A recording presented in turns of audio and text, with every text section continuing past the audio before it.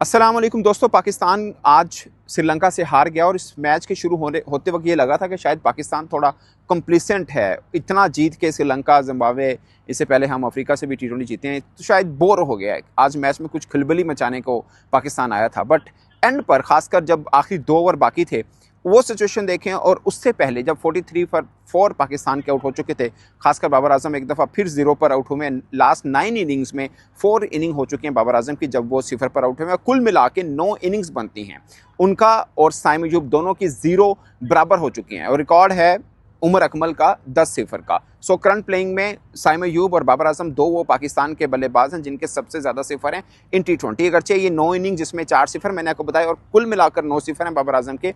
इन 9 innings के अंदर last 9 innings जब 4 सिफर थे, बाबर आजम की 2 50s भी हैं, 70+ रन की इनिंग भी बाबर आजम ने खेली है। सो ये कुछ चीज़ें इस तरह से भी हैं। बट सलमान आगा की अगर हम बात करें, उनकी inning eight the end of the day आपको लगेगा कि बहुत शानदार है, मगर शुरू में खासकर जब 20-25 रन तक उनकी थी तो अंडर 100 स्ट्राइक रेट के साथ उन्होंने बल्लेबाजी की। बाद में जाकर 140+ की स्ट्राइक रेट के साथ उन्होंने 44 बॉल में 60+ रन की इनिंग खेली है। मैच फिनिश नहीं कर पाए, आखिरी ओवर में खासकर 10 रन चाहिए थे। और एक और ख़ास पॉइंट जिसके ऊपर लोग सोच रहे होंगे कि फ़हीम अशरफ को पहले अंपायर ने जो 3rd बॉल थी आउट दिया, आउट नहीं थे, और वो जो रन बना वो फिर क्यों नहीं गया। तो रूल ये है कि अगर आउट अंपायर ने दे दिया, बॉल डेड हो जाती है, तो वो रन फिर वापस चला जाता है, और बॉल तो ज़ाहिर काउंट हो ही गई थी। वो अलग बात है कि बाई चांस इनसाइड एज था और आउट नहीं थे फ़हीम अशरफ, वो एक ह्यूमन एरर है जो अंपायर से हुआ, तो हो ही जाता है मैच के अंदर।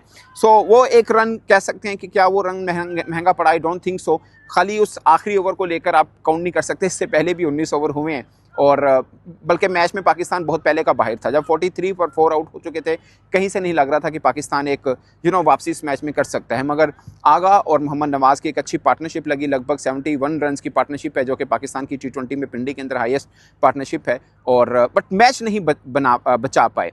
मोहम्मद नवाज ने बैटिंग के अंदर आकर एक छोटी इनिंग बड़ी ज़बरदस्त कम बॉलों में खेल गए, मगर बॉलिंग में वो उस तरह से नहीं कर पाए। और हम कह सकते हैं कि पाकिस्तान की मेन स्ट्रेंथ टी20 बॉलिंग पर्सपेक्टिव के अंदर शायद उस तरह से नहीं खेली है, बट बैटिंग हमारी यही है जो है।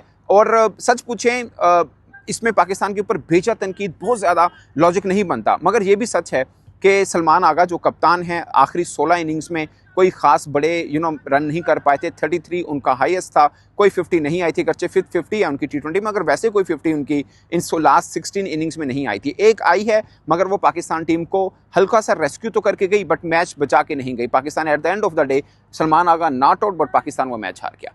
सो ये एक चीज़ रहेगी जिसका अफसोस सलमान आगा को भी रहेगा। आज की इनिंग शुरुआत के देखा जाए तो काफ़ी उनकी स्ट्रगल वाली इनिंग थी। बाद में 143 की स्ट्राइक रेट के साथ उन्होंने बल्लेबाजी को कर लिया, कुछ छक्के चौके मार लिए, मगर शुरू में जो शायद थोड़ा स्लो खेले, या शुरू में स्ट्राइक रेट काबू नहीं हो रहा था, ये भी आप कह सकते हैं कि विकेट्स भी गिर रही थी, और सलमान आगा इस चीज़ को कैरी नहीं कर पाए थे शुरुआत के अंदर। मगर बाद में उन्होंने गेयरअप कर लिया। खासकर नवाज़ का, मुझे लगता है नवाज़ का रोल शायद ज़्यादा बेहतर था कि उन्होंने मैच को ज़्यादा करीब लगाया था, बट पाकिस्तान फिनिश नहीं कर पाया। इतनी जीतने के बाद एक हार हो गई है, नो प्रॉब्लम, कोई बहुत ज़्यादा शोर मचाने की शायद उस तरह से नहीं है। मगर एक पॉइंट है कि एक बड़ा टारगेट पाकिस्तान को मिला था। शायद पाकिस्तान को जिस तरह की क्रिकेट हम खेलते आ रहे हैं, उस पर ये टारगेट पाकिस्तान को चेस करना चाहिए था। बट मेरा मानना है कि जिस तरह की बैटिंग कंडीशन बनी हुई थी, वहाँ पे आसानी से मीन के बहुत ज़्यादा पाकिस्तान को इतना कोलैप्स नहीं होना चाहिए था। एक आसान जीत की तरफ पाकिस्तान को जाना चाहिए था, और फिर उसके बावजूद आप 4 विकेट गवा गए हैं, और नीचे आपके ऑलराउंडर्स हैं जिसमें नवाज़ भी हैं, फ़हीम अशरफ भी हैं, खुद सलमान आगा, उन्होंने वैसे एक ओवर भी डाला तो वो भी हैं, बट आप मैच को अपनी तरफ नहीं ले पाए। पाकिस्तान फाइनल खेलेगा श्रीलंका के साथ। एक इस मैच की तौर पर हम बात करें तो हार जीत जिसे हम बोलते हैं आमतौर पर कि खेल का हिस्सा है, बट मुझे लगता है कि ये पाकिस्तान के पास एक चैलेंज था कि 180+ का टारगेट आपको श्रीलंका ने दिया है आपके अपने होम ग्राउंड में, तो इसको आप चेस डाउन करते। वो जब पहली इनिंग खत्म हुई श्रीलंका की, तो बहुत से एक्स के ऊपर पाकिस्तानी क्रिकेट फैंस लिखना शुरू कर देते हैं कि ये मैच तो गया पाकिस्तान के हाथ से। क्यों?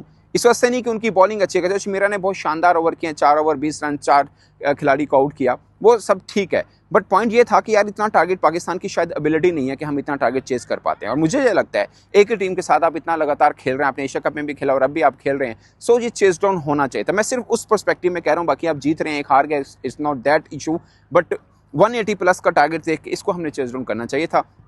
शायद सेल्फ बिलीव और कॉन्फिडेंस लेवल हमारा थोड़ा और बेहतर होता। अगर उस पर्सपेक्टिव में इस मैच को देख रहे हैं तो वो थोड़ा ज़रूर टूटा होगा। बाकी फाइनल के साथ है। मुझे याद है 2022 एशिया कप में भी ना हम इंडिया को हराया था, उसके बाद श्रीलंका आया, एक पूल मैच था, फाइनल से पहले, तो हमें लगा कि श्रीलंका का तो कोई मसला नहीं, हम हरा ही देंगे। पूल मैच हारे, फिर हम उनसे फाइनल भी हार गए थे क्योंकि थोड़ा कंप्लीसेंट आया। आज भी मुझे लग रहा था पाकिस्तानी खिलाड़ियों की बॉडी लैंग्वेज के साथ, माजरत के साथ, कि शायद पाकिस्तान थोड़ा सा बोर हो गया कि कोई जीत रहे हैं, ये भी हम आराम से पकड़ लेंगे। शायद थोड़ा कंप्लीसेंट हुआ या कोई चीज़ें हुई, बट एक हार हुई और फाइनल से पहले पाकिस्तान को हार मिली है। आई गेस कि अब फाइनल में पाकिस्तान अपने मजबूत और बेस्ट जिसे बोलते हैं कॉम्बिनेशन के साथ मैदान में उतरेगा। बट मुझे लगता है कि ये वर्ल्ड कप से पहले जितनी भी ये तैयारियां चल रही हैं, इसमें डिफरेंट कॉम्बिनेशन ट्राई आउट किए, बहुत अच्छी बात है। बट एक चैलेंज चीज़ आपको मिली, वो चैलेंज को एक्सेप्ट करके उसको उसी तरीके से हल करना चाहिए था पाकिस्तान को, जो इस मैच में नहीं हो। इस मैच में सिर्फ मैं एक चीज़ ढूंढ रहा हूँ, हार होगी इट्स ओके, बट पाकिस्तान को ये चेज डाउन करना चाहिए था। मेरा ये मानना है कि ये इस टारगेट को, ताकि एक बिलीव रहता है कि यार हमने इतना टारगेट भी चेज किया और हम चेज करने में 180 प्लस 190 प्लस इसमें भी हमें कोई इतना प्रॉब्लम नहीं है। सो ये चीज़ हमारे लिए ज़्यादा बेहतर रहती अगर हम ये कर लेते तो। बट लेट्स सी, आगे फाइनल है और फिर T20 वर्ल्ड कप से पहले हमें ऑस्ट्रेलिया के साथ खेलने, और कोशिश ये भी चल रही है कि श्रीलंका के साथ भी हम सीरीज़ खेल लें। अगर ये 2 सीरीज़ मिल जाती हैं पाकिस्तान को, खासकर श्रीलंका वाली श्रीलंका के अंदर मिल जाती है, तो एक बेहतर प्रिपरेशन रहेगी। तो कुल मिला के पाकिस्तान के पास ये फाइनल है, फिर ऑस्ट्रेलिया वाली सीरीज़ है और एक फिर श्रीलंका की सीरीज़ है। उस बीच में ट्राई नेशन की बातचीत भी हो रही है, जिसको हतमी शक्ल अभी तक नहीं दी है। सो कुछ मैचेस बाकी हैं। आई होप कि पाकिस्तान T20 की तैयारी जो टीमें मिल रही हैं उसके मुताबिक ठीक कर रहा है। अब इस टीमों की प्रिपरेशन के ऊपर अगर हम ये सोच लें कि क्या अब हम Australia, India, England, New Zealand, south Africa इनको भी पकड़ सकते हैं, साउथ अफ्रीका तो हमने घर में पकड़ा है, अगर उनकी फुल फ्लैश टीम आई क्या हम उनको पकड़ सकते हैं, ये सवाल जरूर रहेगा, जिसका जवाब शायद अब हमें वर्ल्ड कप में मिलेगा। इस पर दोस्तों अपनी राय कमेंट के सूरत में जरूर आएगा। मेरी तरफ से इतना ही, इजाजत दीजिए, अल्लाह हाफिज़।